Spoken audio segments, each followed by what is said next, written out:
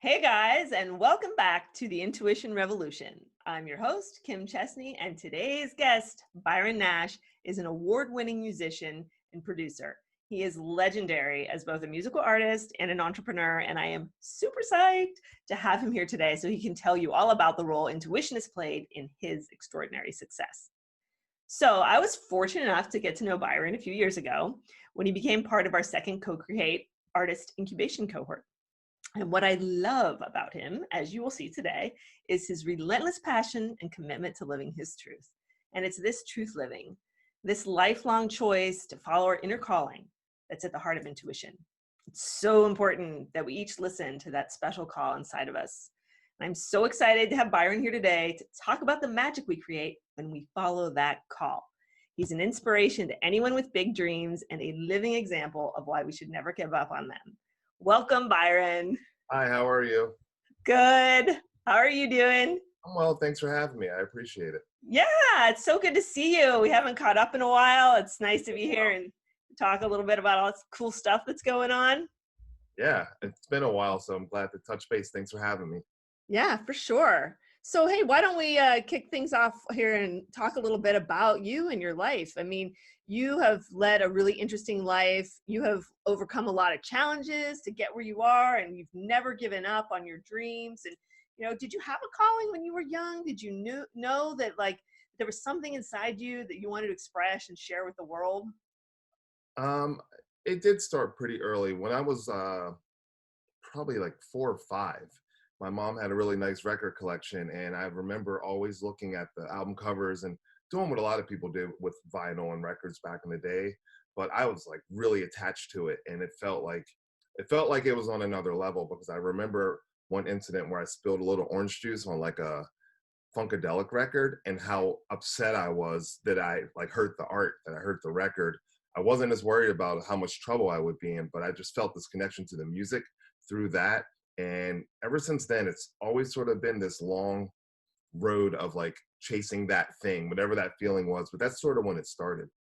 Yeah, and because I kind of have this feeling, we talk about radical intuition and how our intuition works within each of us, not in any like woo way, but just a sort of a natural guide for our potential and our mission in life.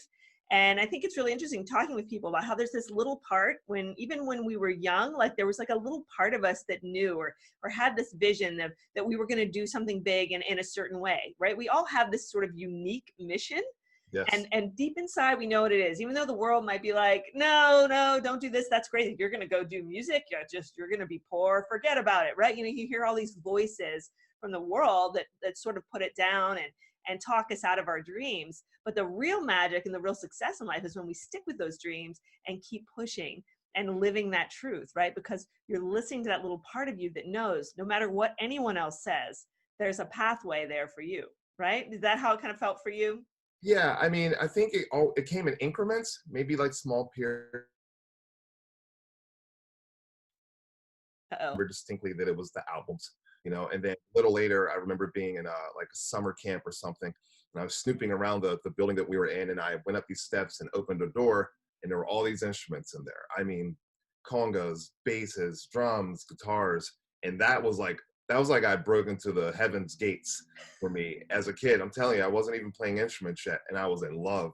And then down the road it became I didn't have a real instrument till much later. So there were all these little steps where I'm like, okay, it amped up a little bit more, and it started calling me and kind of leading me in that direction. No, were there many people that told you like you couldn't do it or kind of like tried to tell you to do something more practical with your life? Oh yeah, there's still people telling me that, you know. Um, but the difference is, it's like it's my dream, so I have to choose how I'm going to go after it, any more than I would, tell someone to not like give up on their dreams, and it's a different path. So I think those voices will always be there, but I found over time that it's actually they're beneficial to have people tell you that you can't do it. It's up to you to figure out how to turn that around, and I call it unleaded fuel. Like, you tell me I can't do something, I'm probably going to try a little harder to do it. And I think that's different than someone giving you advice where they think they're helping. But a lot of times people are like, you can't do this. And I'm like, well, I don't know how I'm going to do it, but I guarantee you I'm going to figure out a way to do it. And then each time you elevate, I always felt like there was a little bit more confidence instilled, and then a little bit more truth that made me realize I was on the right path. So yeah, there's always going to be that. I don't think the haters or the naysayers are just at the beginning. I think they just change throughout the journey, and you have to be able to know when to let it in for a second and then when to tune it out. That is such a good point. I mean, that is true. I mean, there's always going to be that sort of friction out there, right? But we can learn to use that friction as an impetus to help us to grow and challenge us, right? So I love that perspective. Yeah, I think it's a way to not make it have so much negative weight. If someone's really going against your grain or against your dream, then you know that you have to remove that from your situation. But sometimes people are saying things against your dream that they actually mean the best for you, but they can't see the bigger picture. So I can't fault them for that. And if you keep having like a growth mindset, I find that you'll find other ways to pursue your dream. Absolutely, right? Because only we know what's going on in here, right? Only you can only feel your calling from the inside. All the other people who just see the outside of our lives, right? They can just see these bits and pieces, but only we know what Yes. we're meant for, right? And so that's where like the excitement comes with intuition, is they taking that risk, right? And really committing to something that isn't a sure thing, right? Intuition's only 2020 when you look back on it, right? You don't know, right? You just have to trust. Yeah. And I love what you were saying about how you start to grow in confidence with it the more that you start to follow it, and things follow through for you, because then you develop a trust in that voice, and that's really crucial, right? I think it's also you're developing a trust in yourself, Right. because over all of the things, like, I think about all the times I took a risk. Looking back, I'm like, I really didn't know what I was doing when I did it, but I still did it. And because I took that risk, and then even if I'd landed on my face, it taught me a lesson. And then over time I grew and I knew how to take the next risk. But like, you begin to trust yourself even more than your intuition, because you're telling yourself it's okay to take a risk, even if it's not right, or even if it's wrong, or even if I fail, and then turn that into a new thing. Because if you didn't take that one risk, you may not have made that turn that put you in another direction. It's definitely not a straight line type of journey. So Absolutely, right? We fail forward, and we can use all of those quote unquote mistakes or misdirections as an opportunity for our evolution and to help us grow and learn. So that's awesome. I love that. You're speaking my language. So, I mean, do you have any stories? Are there any times in your life where intuition has like really kind of come through with you, or like been like, yeah, I was like, this is it. um I guess I have several. Intuition, I guess what led me on like the full journey, like on a personal level, was when my son was born, and I didn't know about it, and there was like all this friction of figuring out what direction to take it. I was really young, so in my head at that time where I was in my life, it seemed like the better responsible decision was to give him up for adoption. And within that, I had like a week to change my mind. And somewhere in there, I'm not sure if it was a calling from a higher spirit, something that said I have to figure out what to do, and that's not the right way to go. So I ended up changing my mind and deciding to be, single parent at 18, and having no clue where to go. And so I know that that whole beginning was all intuition based, because I didn't have any hard facts that I could rely on. I had no stability, I had no good foundation, the support system wasn't there.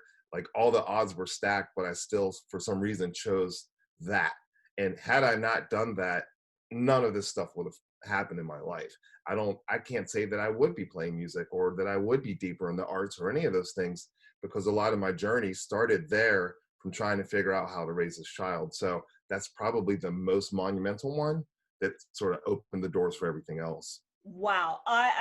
We've talked about this before, and I'm so glad that you shared that story, because I think that, I mean, nothing sums up an intuitive decision like that story, right? It's just having that knowing that there's something that you needed to do, Yeah. when it's that you could make a pros and cons list, but it wasn't going to take you to that same place. You It just was all knew. cons. It was all cons, right? You went against all those cons and Mhm. trusted, right? You trusted yourself, you trusted your heart, you trusted that inner knowing, and you took a chance and Yes. did something totally outside your comfort zone that could have been a complete like hardship for you. Yeah. right? But you went for it anyway. And look at this like amazing life and an amazing relationship that you have had with your son. And you would have never had that if you hadn't trusted in yourself. Oh yeah, I mean, it's the thread of my whole being. It always kind of goes back to that. And even when I lose sight of it, because he's older and I'm in a different place, I can like kind of take it back to the beginning and think, if it weren't for this, I couldn't do that. And if it weren't for that, I couldn't do this. And remember that that's sort of the foundation of when everything started, you know? Yeah, it all kind of goes back to, it's so weird when you look back on everything like that and you just see how the tiniest little things can create this like massive shift in your whole life, in your whole path, right? Yeah, they always say that your next level shift is closer than you think. Mm. It's usually when you're in the darkest moments and when you're going through the most hardship. That's that's when you shouldn't give up. Right. That's when you should push a little harder, because it might just be a little notch to the left that elevates you to the next level for whatever your journey is going to be. But a lot of times it gets so hard and it gets so heavy, that a lot of people do give up in that dark period. And I think that's sort of the difference between success and failure. It's just when it's really hard, that's when a lot of people throw in the towel. And that's actually when you should go for one more round in the ring, and then you'll figure out, oh, you know what, I can do this. But you wouldn't know that if you give up. That is so true. That is really that. I mean, amen to that. Because I mean, that's it right there. That's that moment, the big moment of that defines your character, right? When you're here, and it's so easy in those moments when you're feel like the world is against you, Mhm. to just shrink back down and just be like, okay, I'm gonna play it safe. I can't do this. Yeah, Just to get into that maybe small they're mindset, right. you know right? all the That's sort of the opening portal for all the doubt, and then all the things that people were telling you, you almost start to agree with it. You're like, Maybe I can't do this," but I also believe in like affirmation, right? So if you say that you can do something, you're training your mind to think of that you can do it, right? But you're also training your brain and you're training your body, and every little movement that you make that day on, whether it's a minute, whether it's an hour, whether it takes 2 years, it's in the direction of saying I can do it. As soon as you say you can't do something, you start to do things to make sure that you can't do it. And that's like proven, like that's just what it is. So even in my worst moments, even still, if it happens, I try to process it where I'm like, yes, this is really bad. I don't know what to do, but remember that I've made it through worse. Like nothing's worse than what I've already been through so far. So if I made it through that and I didn't have all the tools and I didn't have the same mentality quite yet, if I can make it through that, then I know I can tackle this one, and kind of like be my own coach in the corner, like, you got this, go back in one Yes, more room. You'll be yes, okay. Here's some water. yes. And recognizing that when you're in that headspace, it's not really you, right? Yeah. You're not being yourself when you're in that like negative headspace or that self-doubt. And that's one of the ways that I can always tell people when people are like, oh, is it my intuition or is it not my intuition? Well, if you're in that place where you feel small and you feel like doubting of yourself, like you can't do things, that is not an intuitive space. That's like when your mind is taken over, right? Like all of your doubts and fears and all this junk is just affecting the way that we think. And that's not who we are. That's not our real selves. Our intuition connects us to our real self, and it empowers us, it inspires us, it gives us energy, it makes us take risks. That's the intuitive state of mind, and that's that sacred place where we want to be as we like roll out our lives. This other place, this headspace of the thinking mind, right, that holds us back when we get so caught up in it. So being aware, right, that okay, that this is right now, I'm just going through something, I'll work through it, let it ride, let it pass, but this Mhm. isn't me, right? I'm not this person. Exactly. And also being able to embrace things in that dark period, I think, is a good tool too. And by embrace, I don't mean like just take it on and like accept it for what it is, but like be really conscious of where you are in it, because I think that's going to be the very thing that helps you get out of it.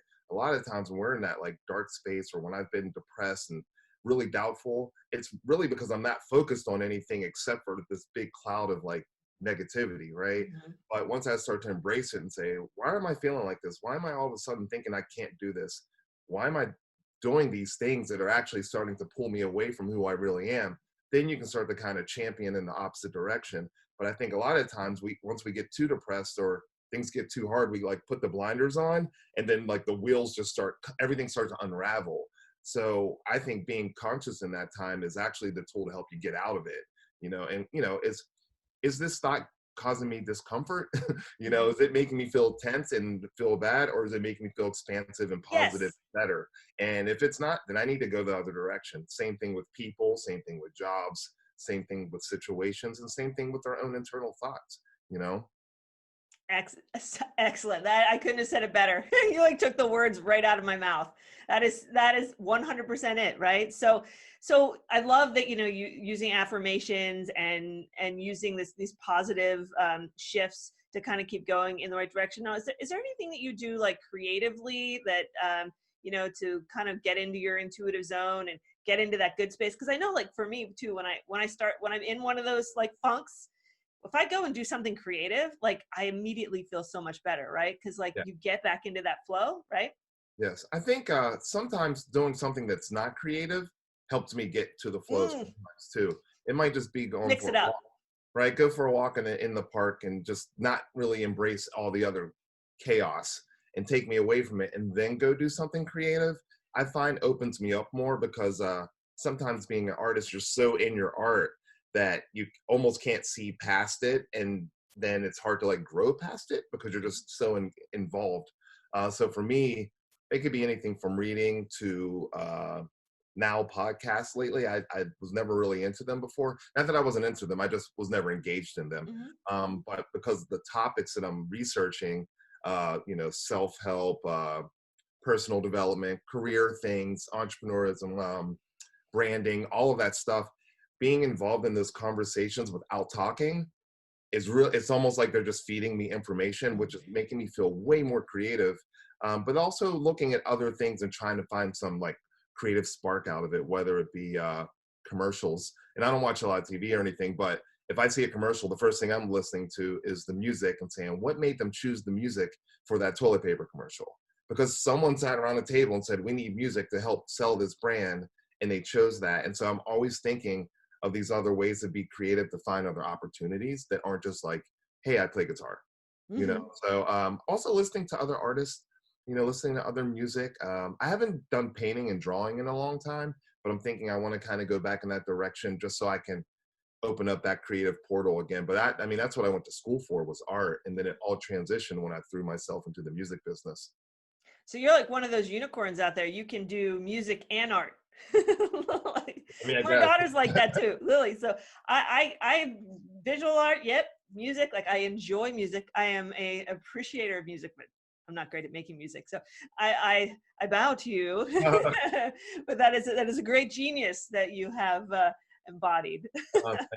Honestly, I just think it's a hard work. I don't think I'm this overly gifted guitar player or anything like that. That's not true. Yes, you are. No, I You're really, being humble. no, I'm being very honest.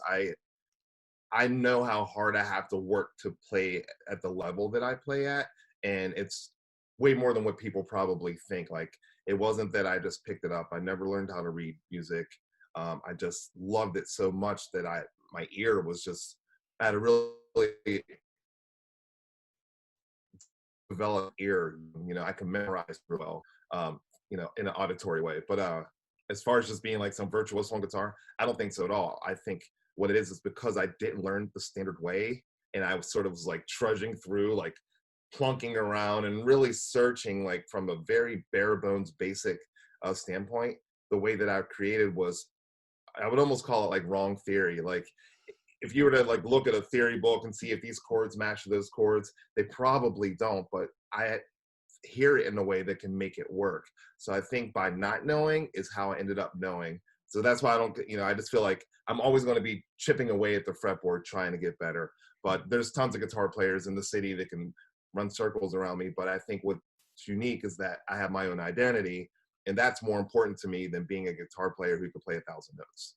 Right. Well, and that's a really intuitive approach to learning music as well, right? Instead of going through a formula, right? This formulaic way of learning. I mean, you use your intuition to tap into it and to kind of drive you in different directions. I So mean, it was all intuition. yeah, It 100%. really was. So well, before we wrap it up, do you have any advice for people in terms of, using their intuition or following their intuition, that they can take away from your life and your adventures to follow their own dreams and live their own truth? I think I think there's a few things, but I think one, you have to really trust yourself, and it takes time to figure out if you're even telling yourself the right thing. But if there's something you want to go after and you really want to go after it, I think you have to have sort of like a tough love approach to yourself. And a lot of times I think our egos don't want to hear it, because if you know how you have a friend that can tell you something one way and you're like, I can't believe you said that. And then another friend says it another way, same exact thing, but differently, but you take it in. I think if you have a tough love on yourself about your goal, that you get rid of all the excuses in there. Oh, I don't know if I'm good enough. Maybe you're just not working hard enough at it. I don't know if I have enough time. You probably just aren't using your time right. Mhm. And if you say these things and then actually physically look at your time schedule and say, what did I do on Monday? How much TV did I watch? How long was I at the bar? How long was I here? Was I putting it into my art or was I putting it into my dream? If you were, cool, then you can attack it one way. If you weren't, that might be a good starting place, right? And so I think just trusting yourself and being honest about what you want to do, because each stage there's going to be a new challenge, and you have to be able to embrace those challenges, but they're not worth going through if that's not really what you want to do from the jump. So I think just trusting yourself and then getting around people that are the Mhm. same way, I find is a key. Motivated, be self-motivated. If you can't find it in yourself, then find it from some other people. If you can't find it from them, find it in a book. If you can't find it there, find it in a podcast, because it's there. Like it's all there, but it's like, how active do we want to be in our own goal and the pursuit of the dream to go find these things? So I think if you can trust that, someone else is going to recognize that, and then they'll give you a little nugget of information that will lead to you growing, and then that'll lead to another situation. So I think it's just like trusting yourself and believing in it no matter what. Like, even when you're telling yourself you can't, you better go in another room and tell yourself you can. And go after it, just don't give up. And And I, I love that balancing, like the tough love idea, because it's so, I mean, with intuition, first, it's really important that we love ourselves, right? That, because if our intuition is our connection to our like real self, right? This like that real true part of us that's like pure and unadulterated from the world. So learning to love that, right? And honor it. But it's also important to have that tough love too, is to be like, all right, get up. You're better than this. You can do this. You can get through this. And being strong enough to push away those doubts, right? And all of that friction. well, for me, the reason why I say the tough love thing is because what's going to get in the way of a lot of that growth would be ego, right? Right. If your ego gets in the way, you have to tell your ego to go sit down because I got work to do, right? Right. And that's the thing. Like, it could be insecurity, it could be ego, but it's something that, like, you have to really be honest about what your goal is. Hmm. I don't want to just play guitar, but I didn't know that until after I started playing guitar for a long time, Hmm. and then through that, I learned that, oh, I have these other skills. I didn't know that I had them until I took risks. So take risks, take a chance. If you fall, put a Band-Aid on and get back up and take another risk. I think this has been such a good conversation. I'm so glad that you took the time to kind of chat with us about all this stuff, because seeing you, all the things that you're doing out there, and just kind of watching your star rise, and watching you really do these powerful creative things in the world. And I love that you talked about connectivity, because we talked about that a lot. And co-create too is how important it is when to get connected and work with other people too. That's one of those little things that people forget about, especially us creative people, because it's so easy for us to just kind of work in our little silo and be creative, and just because it's such a solitary act, right? But that act of Yes. collaborating with people who are different and have new ideas, and then your intuition can kind of guide you through those people and see what doors open up from your connections with them. So that's really part of that magical journey of following your intuition. And the thing about that, lastly, on the collaboration, I think as an artist or business person, entrepreneur, or whatever, but really strictly focus on the arts, you can find a little bit of yourself in somebody else and not know that that was there. And it might take working with them to open that up, because, we're in our little solitude creative space, and the only person we're bouncing off of is us. So when you get to work with someone else, they can bring out something that was a part of you, but you wouldn't have recognized it unless you did the work with them. So I think collaboration is key. Yeah, absolutely. I always say, like, what's better than like one intuition is like two people's intuition or three people's intuition. Everybody using their intuition together and creating that kind of creative barn burning. Yeah, and then you elevate. You both, everyone And gets then you elevated. elevate. Absolutely. You raise up together. Yep. Awesome. Well, I think that's a great note to wrap this up, Byron. Thank you so much for sharing all your wisdom. It was so wonderful talking with you. And those of you out there, you can learn more about Byron and where to see him next on his website, byronnash.com. All right. Have a great day. See you next Bye. time.